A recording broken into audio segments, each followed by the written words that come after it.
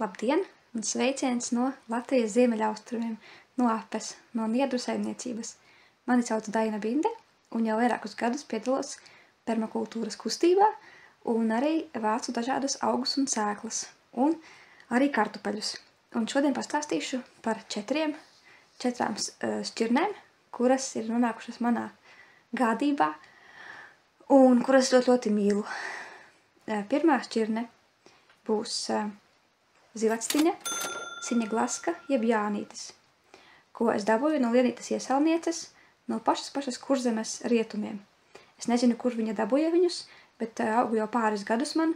Viņi ir lilā actiņas, zilas actiņas, kā varat redzēt, un balts vidus, vidēji vēli, ļoti garšīgi, nešķīst, miltaini, un man patīk vienkārši, ka viņi atšķirās ar savu krāsu. Man ir smilšmāls, ļoti daudz, smilšana ļoti dzīvoju sila malā, tā kā mēsloju ar kūtsmēsliem un kartupelīši tiešām vēl griezdamies, īpaši pagājuši gadu. Un tāpēc es spēju arī padalīties pagājuši gadu ar citiem cilvēkiem, arī ar saviem kartupelīšiem permakultūras dārzas grupā Facebookā. Otrā mana mīļā šķirne ir imanta ar rozā actiņām. Šī man ir ļoti mīļa šķirne. Man patīk, ka viņi izaug milzīgi, viņa ir vēla, viņa ir sena, un arī priekuļu izmēģinājumu stacija viņus audzē. Un viņus es dabūju no Ikšķiles sēklu maiņas pirms gadiem 6. Sanāk, ka 6 gadi apmēram audzēju, ja ne vēl vairāk, es godīgi neatceros. Bet viņi var izaugt milzīgi, kā teicu, un ļoti garšīgi un skaisti un krāsaini. Nākamais ir šis viens no maniem mīļajiem kartupelīšiem, čangalits. Es pat ielikusi biju Facebookā permakultūras dārzas grupā, aptauju, kā cilvēki vēl šo sauc. Viņš ir plakans, vidū balts, vēls un var izaugt milzīgs. Viņus arī variants bija, ka sauc par pastalām, un arī padomu laikos jau daudz audzējuši, bet tā kā izmērs un forma tāda dīvaina, plakani tādi, tad viņus tagad mazāk audzē, jo nevar ar kombiniem kārtīgi novākt, kā es sapratu. Man viņi ļoti patīk, viņi ir tik mīlīgi, tik jauki, un cilvēki arī ļoti gribēja viņus kā sēklas materiālu, es arī padalījos pirms pāris gadiem un arī pagājuši gadu ar šiem te kartupelīšiem. Un cilvēki teica, tas ir mana nostalģija, mana bērnības garša, un viņi tiešām ļoti garšīgi. Pēdējais, man ir vēl vairākas šķirnes, bet šīs 4 ir tā kā tādas īpašākas.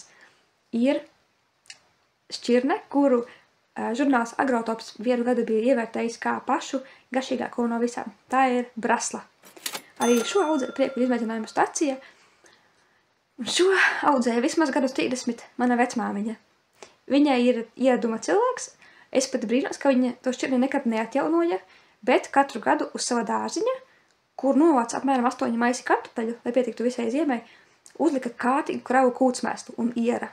Tāpēc arī kartupeļi bija normāla izmēra. Es tā kā pēdējos gadus saimniecībā savā nodarbojos vairāk ar trūdiem, ne ar kūtsmēsliem, bet tieši ar, teiksim, lapām un tā, un sienu tūrušu. Man viņi tik lieli neizauga, bet tāpēc, ka tā ir senā šķirne, brasla. Bet viņi ļoti garšīgi, dzeltens vidiņš, vēls, vidēji, var sakot, vidēji. Protams, ka viņiem ir arī kraupīts, protams, ka viņiem ir arī kolāda vaboles, par to es vispār neiespringstu. Es šo audzēšu laikam mazāk, jo man patīk tomēr, ka viņi, kartupeļi bišķi lielāki ir. Un es daudz negribu kūtsmēslus likt. Vispār mūsu saimniecībā ir izdzīvošanas princips augiem, jo šeit ir ļoti sauss, ļoti smilšains, bet tā garša ir vienkārši fantastiska kartupeļu garša. Tik labus kartupeļus es nekur neesmu ēdusi kā mūsējos. Gan jau, ka tā visi tā saka. Jebkurā gadījumā, jā, šie 4 ir mani mīļās šķirnes kartupeļu. Ir vēl citas arī, bet tās ir vairāk komerciālākas un jaunākas. Un pagājuši gadu arī bija man iespēja uzaicināt 40 apmēram jauniešus, skautus un gaidas, pamatskolas beigu klases. Viņi man stādīja kartupeļus. Šos kartupeļus visus sastādīja kaut kādus 12 grozus kopā. Un mēs prasījām skolotājas, cik no jums ir stādījuši kartupeļus mājās? 2 cilvēki tikai no 40. Tā kā, diemžēl jāsaka, ka mūsdienās varbūt tas bija īpašs gadījums, varbūt citi bērniņi vairāk ir to darījuši, bet aptaujātajiem man bija diezgan liels šoks, ka patiesībā ļoti maz bērnu nodarbojas zina, kā kartupeļus stāda. Mūsu laikā vēl bija kartupeļu talkas, kad visiem bija jāiet. saimniekiem palīga, bet mūsdienās, diemžēl, viss ir palicis tik ļoti lielsaimnieciskots, ka parastiem cilvēkiem īsti vairs nevajag kartupeļus. Tomēr garša atsver visus paboļu lasīšanas, visas vākšanas un visu pārējo. Tā kā paldies par uzmanību un visiem novēlu audzēt kartupeļus un īpaši senās šķirnes.